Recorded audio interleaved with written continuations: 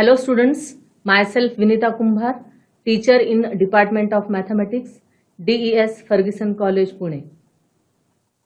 In the previous session, we started with the third chapter, that is the trigonometric functions from M1, and we studied how to find the principal solutions in detail. Now, in this session, we move further to study the solution of triangle.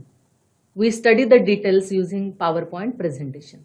From this chapter is solution of triangle. As I told you, solution of triangle is nothing but process of finding the measures of unknown parts from the known parts. Okay? Parts are what? Parts are nothing but the sides and the angles of the triangle. Clear? To study this in detail, few more things you will have to learn. The first one is the polar coordinate. The Cartesian coordinate system you already done in the geometry, right? Cartesian coordinate system and in plane. Similarly, polar coordinate system also locate the position of the point in the plane, but in the polar coordinate system. So, polar coordinate system you will have to understand first. So, we introduce this by considering the fixed point O in the plane. We will have to choose one point, say O, as a fixed point in the plane and draw the horizontal line OX, which is the fixed ray in the plane. Clear? Now look at the figure. This is the fixed point as I told you, and OX is the fixed ray. This O is called as the pole. The terminology you will have to remember. And ray OX is called the polar axis. If we compare with the Cartesian coordinate system, that fixed point O there we call as the origin, then x-axis and the y-axis for the horizontal and the vertical lines. Clear? Now here in the polar coordinate system, you will have to call O as the pole and OX as the polar axis. Look at the figure. This theta is measured in the anti-clockwise direction. Therefore, angle is positive. Measure of angle XOP is equal to theta. That's why this arrow is given in the anti-clockwise direction.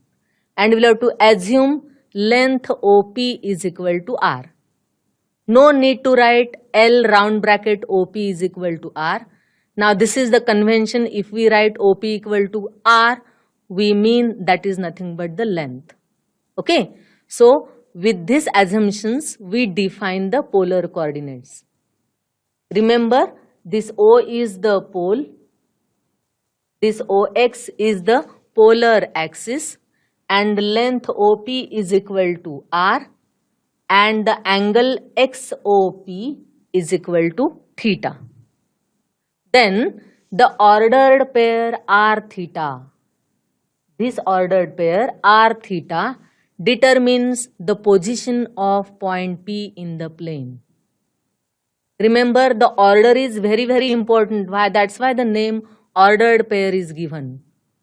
This R is length OP and theta is angle made by OP with the positive direction of the ray OX. So this definition was that R comma theta in round bracket is nothing but the polar coordinate of the point P. This R is called as the radius vector.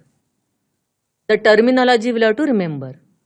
O as the pole, OX as the polar axis, and R is called as the radius vector. And theta is called vectorial angle of point P. So four things you'll have to remember in the polar coordinate system. One is the pole, second is the polar axis, then R is the radius vector, and this theta, which is measured in the anti-clockwise direction, is the vectorial angle of point P. So few things as a note or remark you will have to remember. First one, vectorial angle theta is the smallest non-negative angle made by OP with the ray OX. This is very, very important. Angle theta is smallest non-negative angle. Non-negative means either 0 or positive. So you will have to go in the anti-clockwise direction to fulfill this condition. The second is theta is less than 2 pi, greater than or equal to 0. Means if you consider the condition on theta that is strictly less than 2 pi and greater than or equal to 0. The third one is pole O has no polar coordinates. Remember, in the Cartesian coordinate system, the origin O has got the coordinates 0, 0. But here in the polar coordinate system, this fixed point O, which is called as the pole, has no polar coordinates. So this is totally new for you, this concept of polar coordinates. Once again I repeat, remember the terminology. O, which is fixed point, is the pole. OX, the fixed ray, is the polar axis. Length OPR is the radius vector. Actually this is the vector, OP as the vector, and its length is R. And the angle theta made by OP with OX is nothing but the vectorial angle. And the condition, very, very important condition, is theta is less than 2 pi and greater than or equal to 0. Clear? Theta is measured in the anti-clockwise direction, and r comma theta, the ordered pair r comma theta, is nothing but the polar coordinate of the given point. So please remember this thing. Now we move further to the relation between the Cartesian and the polar coordinates. Keep in mind both the systems shows or locate the position of the point in the plane, but the systems are totally different. So let us find out relation between them. For that, look at this figure. This is x-axis, this is y-axis, the origin. We draw PM perpendicular to OX and join OP. Length OP is equal to R and measure angle XOP, this angle, is equal to theta. So here O is the pole, OX be the polar axis of the polar coordinate system, and this is for the Cartesian coordinate system I explained earlier. We take the line along OX as x-axis and the line perpendicular to OX through O as y-axis. Okay, so here this P is the point in the plane other than origin. This condition is very, very important. Was that you will have to choose the point P in the plane other than the origin. Let x, y and r theta be the Cartesian and polar coordinates of point P. This we are assuming. X, y as the Cartesian coordinates of point P and r theta as the polar coordinates of point P. Now to find out the relation between them, using the definition of trigonometric functions, we have what? Sin theta is equal to y upon r. How will you find that? See this right angle triangle. In the right angle triangle OPM, what you have? Sin theta is equal to opposite side upon hypotenuse, that is y upon r. And cos theta is equal to, what is cos theta? Cos theta is adjacent side, that is x, upon hypotenuse, that is r. So cos theta is x upon r. and these two together as the ratio sin by cos is equal to tan theta, which is equal to y by x. And this is important condition you will have to remember, that is theta is less than 2 pi and greater than or equal to 0. I think up to this is clear with the figure. Here we have sin theta is equal to y upon r and cos theta is equal to x upon r, and therefore tan theta is equal to y by x. The condition is important, theta less than 2 pi greater than or equal to 0. So if I simplify these two equations, or we write in the manner, therefore we get x is equal to r cos theta, we cross multiply here, r we cross multiply with cos theta. So x is equal to r cos theta you will get, and we cross multiply r with LHS, then you will get y is equal to r sin theta. Okay, now we square these two equations and add. We will get x square plus y square is equal to r square cos square theta plus r square sin square theta. Take r square common, then the bracketed quantity is cos square theta plus sin square theta, which is equal to 1, and thus we got r square is equal to x square plus y square. Remember, r is always positive. So the relation between the Cartesian and the polar coordinates are what? X is equal to r cos theta and y is equal to r sin theta. Clear? It's very easy to remember, where theta, x, r, y, everything is known to you. Now exercise 3.2 we try. Find the Cartesian coordinates of the points whose polar coordinates are first root 2 comma pi by 4, the second 4 comma pi by 2, third coordinates or the coordinates of the point are given 3 by 4 comma 3 pi by 4, and the fourth one is half comma 7 pi by 3. Let us start the first. What are given here? Polar coordinates are given and you are asked to find the Cartesian coordinates. So polar coordinates, we know the notation. The notation are what? Within the round bracket we write r comma theta. So polar coordinates are given, therefore root 2 comma pi by 4 round bracket we write round bracket r comma theta. So what is r here? If we compare, we will get r as root 2 and theta is equal to pi by 4. Let us write the relation between the Cartesian and the polar coordinates. What are those? X is equal to r cos theta and the second is y equal to r sin theta. So substitute whatever values of r and theta are given, we substitute in this equation. So r is equal to root 2 and theta equal to pi by 4. So this is root 2 and cos pi by 4. Cos pi by 4 is cos 45 degrees, which is equal to 1 upon root 2. This root 2 and root 2 gets cancelled and the answer is 1. So thus we got x is equal to 1. Write down the second equation. Y is equal to r sin theta. Go to this line, substitute the values of r and theta, which is root 2 and theta as pi by 4. So this is root 2 into sin 45 degrees and sin 45 degrees is 1 upon root 2. So we simplify this, root 2 gets cancelled.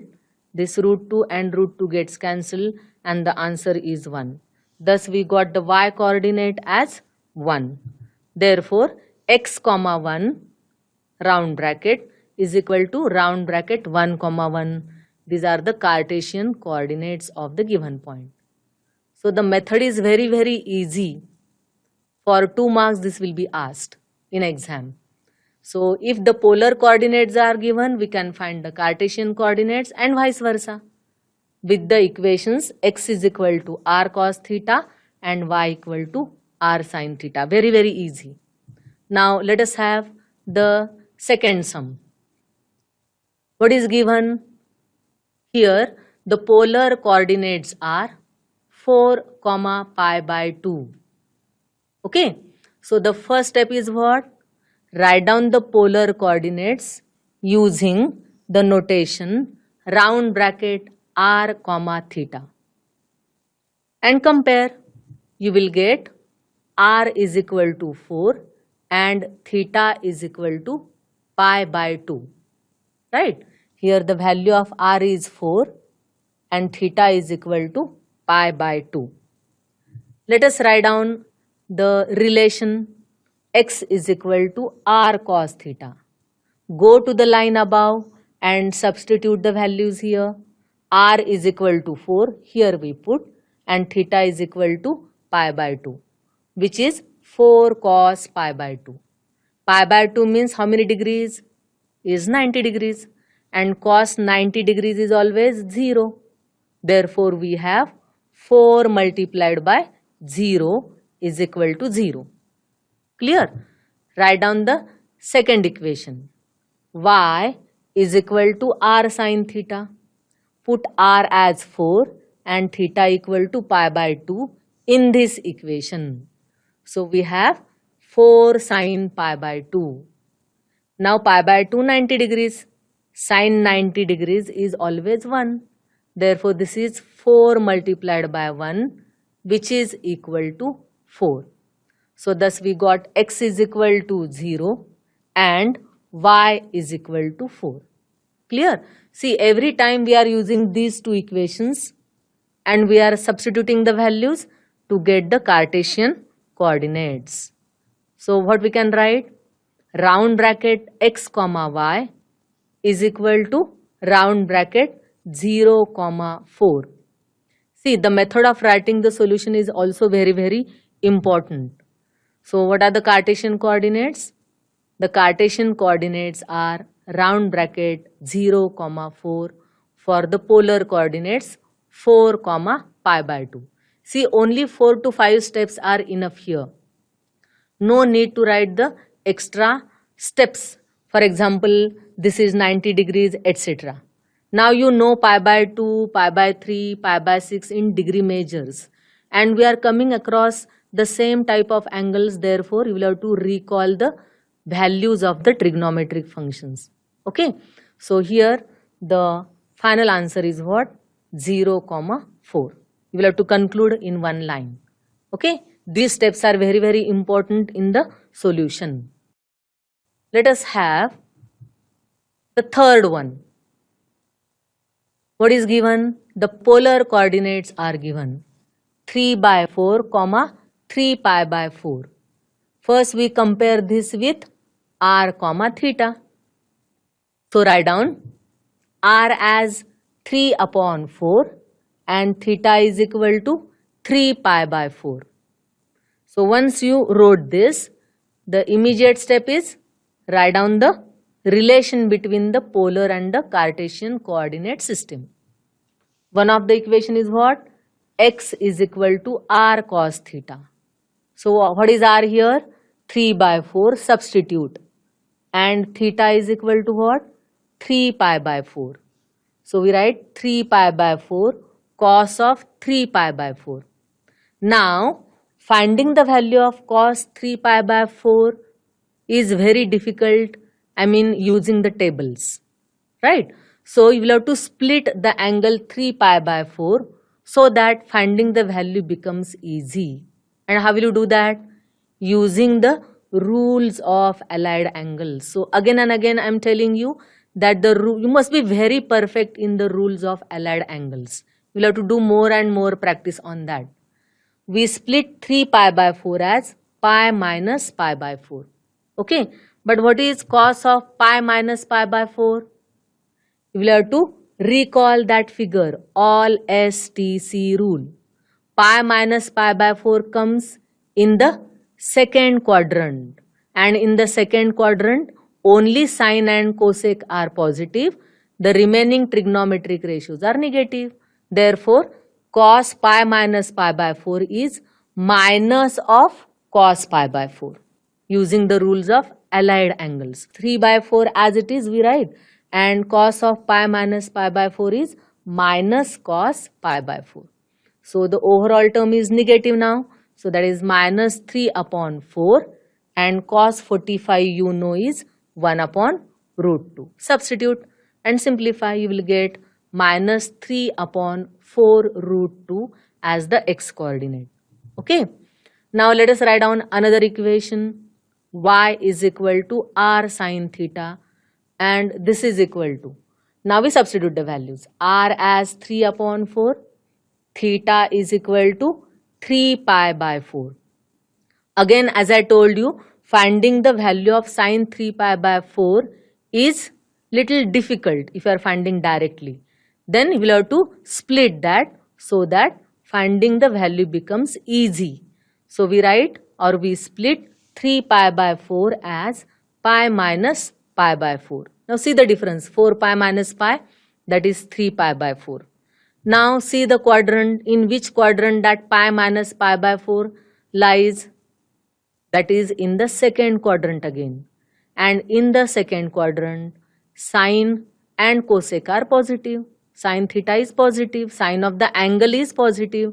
Therefore, this is sine of pi by 4 with plus sign. Therefore, the next step is 3 by 4 sine pi by 4, and which is 1 upon root 2. Sine pi by 4 is 1 upon root 2. So, is equal to 3 upon 4 into 1 upon root 2, which is equal to 3 upon 4 into root 2. Okay. So, the important step is what? Splitting the angle and using all STC rule. That is very, very important in this principal solution maybe, or the conversion from polar to Cartesian and vice versa. So here we got both the values, x as minus 3 upon 4 root 2 and y as 3 upon 4 root 2. Therefore, we write the Cartesian coordinates round bracket x comma y is equal to minus 3 upon 4 root 2 comma 3 upon 4 root 2. Clear? It is very, very easy. But this is little different sum because we are choosing the angle as 3 pi by 4 and we are splitting like this. This step is very, very important. Okay. Now we go to the next sum, that is question number or sub question 4. The polar coordinates are given 1 upon 2 comma 7 pi by 3. But the polar coordinates we denote by round bracket r comma theta. So we compare and write down the values. R is equal to 1 upon 2 and theta is equal to 7 pi by 3. Now write down the equation. X is equal to r cos theta. Substitute.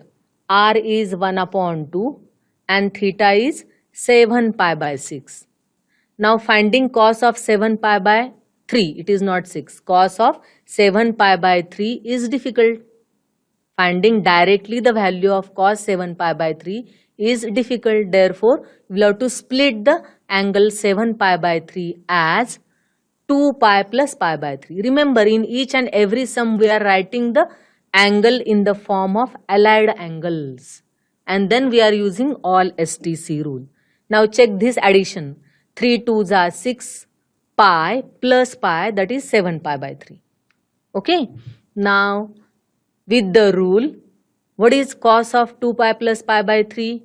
It is coming after one complete rotation to the first quadrant. And in the first quadrant all are positive and this angle is 2 pi, therefore cos remains cos. So 1 upon 2 as it is and cos of pi by 3, which is 1 upon 2, and this is cos of 60 degrees. Cos 60 is 1 upon 2. So the product is 1 upon 4 we got. Clear? So again, I'll tell you, splitting is very, very important and applying the rules further. So thus we got x is equal to what?